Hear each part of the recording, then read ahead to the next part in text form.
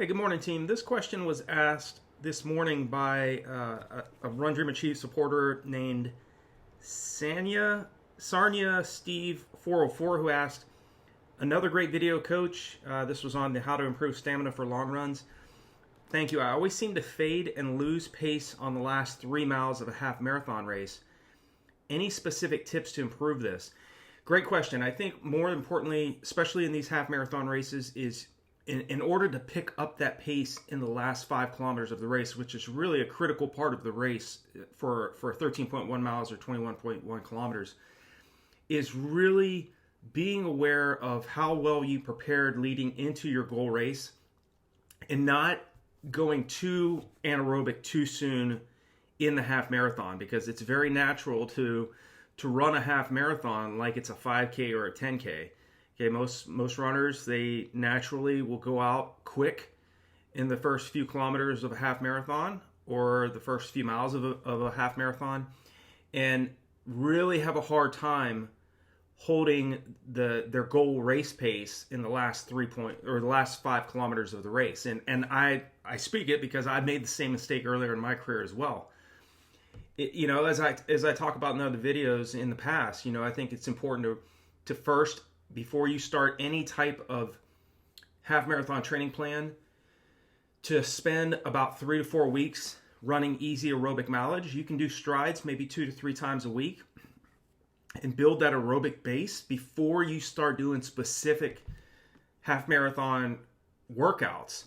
Okay, and eventually you want to get to a point where you can hold that goal pace and not fade in the last 3 miles of a race, because again, you have trained so optimally, so well done in your buildup that you've made goal half marathon race pace feel like a moderate effort. So the point where you really start to hurt in the last mile and a half, or in the last few miles of a half marathon, but you're able to sustain the pace. You've improved your body's lactate tolerance to such a point that you can clear that effectively faster than it's building up. That's why it's not an issue for us to really run aerobically. I mean, anybody, even if you're out of shape, you can go out and run a few minutes easy before you have to stop or you have to slow down.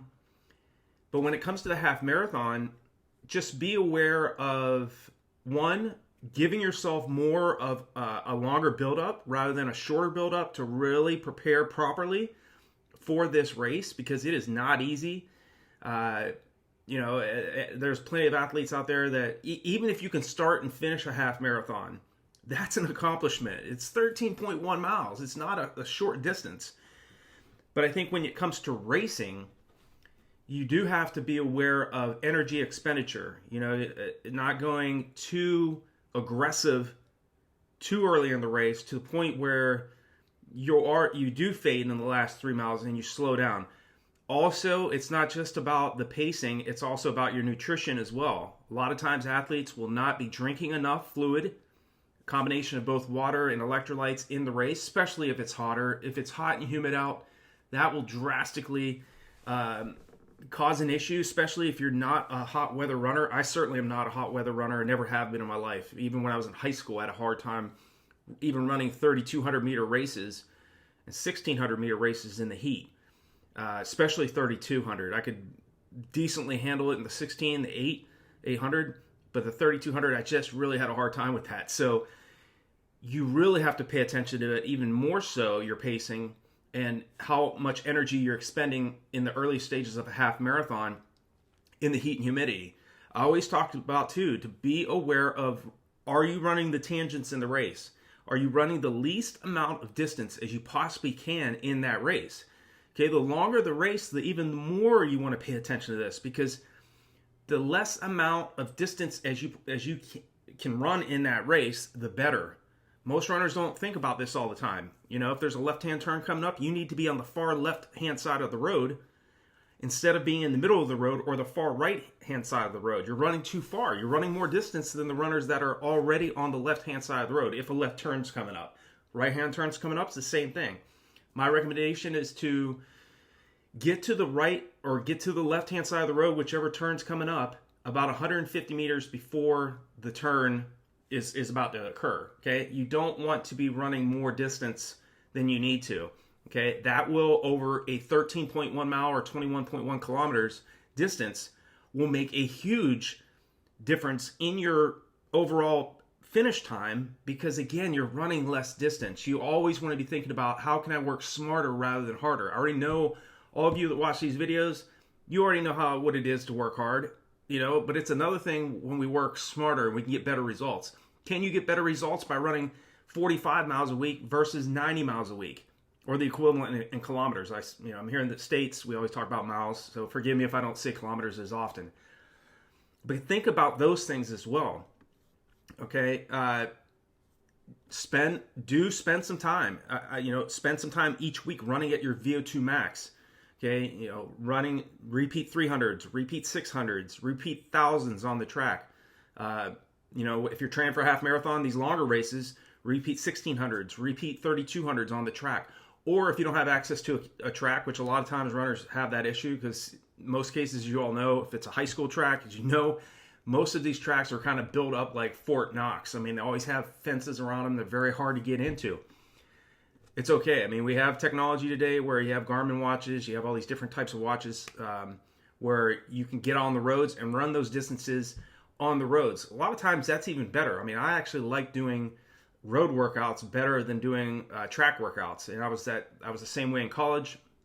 When I was running professionally, I like getting out on the roads, doing repeat Ks, training for a half marathon, doing maybe like 10 times 1K at goal race pace, followed by 1 minute or 1K jogging pace, or 1K, 10 times 1K at 30 seconds faster than goal half marathon race pace, followed by 1K easy relax. Just alternating different types of workouts. Repeat 3 times 4 miles on the roads, running at goal half marathon race pace.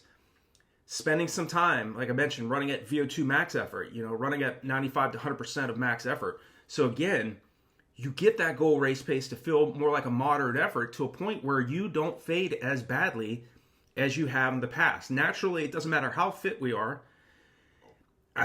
Even when I was in my prime, I had problems at holding on in the last 3 to 6 miles of a race.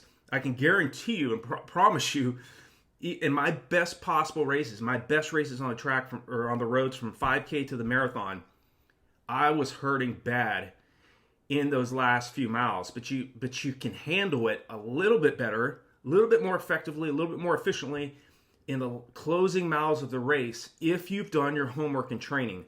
If you haven't spent too much of your mileage running aerobically. Okay, again, you could be running 100 miles a week and still miss your goal in the half marathon by several minutes because you're running too aerobically too often. Okay, there's still a place for easy running. There's no doubt about it. You have to run easy, not only to recover, but also to build that endurance that you're going to need. But you have to build strength and stamina. And I already know you know this, and anybody's watching this video, I know you guys and gals know this, but it's just a point where again, you're slowing down less in the race because, again, you've been smarter in the early miles and kilometers of the half marathon race, to a point where you can pick up or sustain that goal half marathon race pace in the last 3 miles and not fade as badly as you mentioned in your question. You said you always seem to fade and lose pace on the last 3 miles of half marathon race. Look at your past races. What were you doing? Were you running too aggressive in the early miles or kilometers of the race? And was that the problem? Were you doing a combination of being too aggressive in the early miles, kilometers, as well as not drinking enough and not taking in gels in the half marathon race? Again, those gels will give you anywhere from about 100 calories to about 250 calories, give or take, per gel pack. So in a half marathon, you can take a couple of those as well. That goes straight to your bloodstream. That's going to help you as well to maintain your glycogen stores going into the race. Are you carbo loading about 4 days prior to the start of your half marathon? Okay, little things that add up. Are you placing too much? Did you place too much stress on yourself in the early, leading into that half marathon where you were really fading?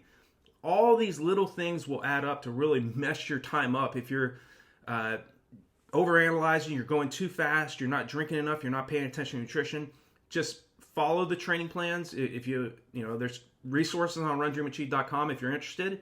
Also, I'm currently working on a nutrition course that I'm building right now. I have a strength and conditioning course that I just launched as well, so you may want to check that out under the courses tab.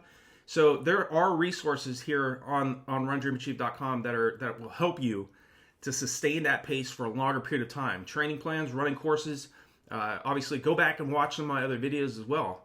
So I hope that answers your question.